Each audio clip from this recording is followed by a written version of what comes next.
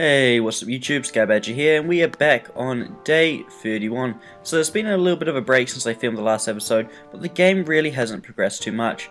As you can see, I have built some railroad guns, and I'm shelling the heck out of Germany, France, whatever it is. Nazi Germany, France. Yeah. Or just Germany. We'll just go with Germany. Or Lord Keck, but whatever. Yeah, so this is what I've been up to for the last few days, is just shelling and lowering the morale of his provinces. As you can see, through strategic bombing with these here, I have managed to totally level out both of these cities, to the point where they are very little use to him. I really want to capture this one back, so it's a target, and hopefully it will rebel and join me. So basically what I've been doing is, the provinces are rebelling, he sends troops in and I'm just murdering them. All in the meantime I'm building up forces finally for a land invasion. So in a perfect world, I'm really tempted to try win the game without putting boots on the ground.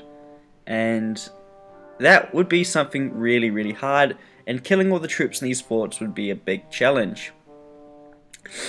So that's probably not an option, so I am going to have to put troops on the ground.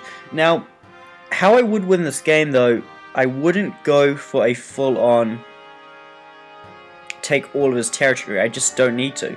If we go into the newspaper at the moment, we can see that because I control this city up here, and I've controlled it for actually a pretty long time, I'm 5 points up on him. If I control this city as well, I'm 10 points up, and then I'm 30 points away from winning. So as you can see, you need 90 points to win. So my goal would be to capture this city here, down here as well, and then in the process I'd pick up these provinces here, and probably here as well. And all I need to do is capture this section of land up here if I've done my maths correctly. I don't need to worry about this whole lot of land down here. The furthest I need to march is into this fort here. Paris would be the hard part.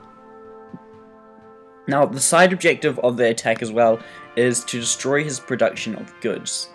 From what I've gathered over the last few days with my intel, is because I control this here and this, he's only producing goods at half the rate he could be. So it will be interesting to see how much he actually has. As you can see, we have a lot of nearly everything except oil, and that's all good. In terms of oil though, we've reached the point where our production and infrastructure is at max. If we have a look at all of the resource producing provinces we owned, except the ones we have captured, you'll see that they all have max level infrastructure. Except, yeah, like I said, except that one, because I'm not going to build it up just to lose it. So in terms of oil, we can now devote all of the oil we have into upgrading our armed forces and our army. So I might build 3 more or 2 more rocket fighters, but probably not. I think I'm going to stop at this point because I already have not his superiority. He can challenge me in that. He could challenge me for that, but I already have enough power to control the ocean and to control the air, basically. I don't need any more aircraft. I already have more than him. He just so happens that he has more fighters than I do. He has 10 rocket interceptors and like 10 regular interceptors, so he'd beat me in air combat, but he lacks tactical bombers and strategic bombers. So as well as bombing these provinces up here whenever I can, I've been sneakily flying down to here and bombing these out, and basically just bombing anything that is left unprotected.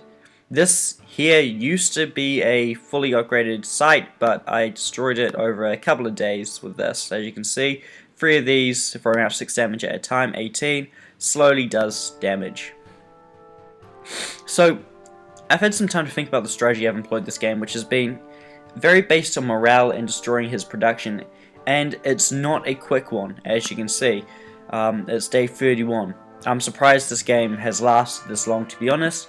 And it really will end on my terms, unless he is developing a shit ton of naval bombers at the moment, which I doubt he is. He stands no chance of winning the game, because at this point he has no way of destroying my subs and taking out my navy. And even if he did have a lot of naval bombers, he'd have a hard time getting past my interceptors, even though he has his own. He'd be on the offensive and I'd be on the defensive. And I'd also be able to, then take out most of his runways, and it would cost him a lot of oil to do that. This is the only runway he still has up here in the region. I've been meaning to destroy it, but I keep getting distracted, so I'll get there one day. So, in terms of what I'm doing with my army, when I invade, I'm going to send, probably shouldn't say this aloud, but I'm going to send everything across. There's no point leaving anything in the back. And what I'm going to do is I'm going to send troops into here, and because we only need to capture all the way down to here, like I said, we're just going to advance on a line and make the most of our artillery and do a lot of shelling. So, I've got these 3 groups here, which consist of 9 railguns, and they will do the majority of the shelling, but then I'll also have them supported by, when the rest of them are there, 16 regular artillery. Now, I've still got plenty of time to upgrade them, and I am, but at the moment I'm just working on some more mechanized units. I've built a lot of commandos, and they're going to make up the infantry side of our forces. I'm not going to send in too many infantry units, because I want to keep things fast and speedy, so the other infantry unit I am going to use is mechanized infantry. I'm also using, and will use, some regular anti-air, but that will be about it. The normal infantry that I've got already, though, that will be sent up in support of the artillery divisions. I'm not going to spend too much time upgrading them. So, what I still need to do is I still need to build these to work on my more mechanized and fast divisions. And what I'm going to do is I'm going to build one unit for the sole purpose of taking cities, and that unit will consist of anti-air, mechanized infantry, commandos, regular infantry, and some anti-air, and I'll use that for the sole purpose of taking Paris.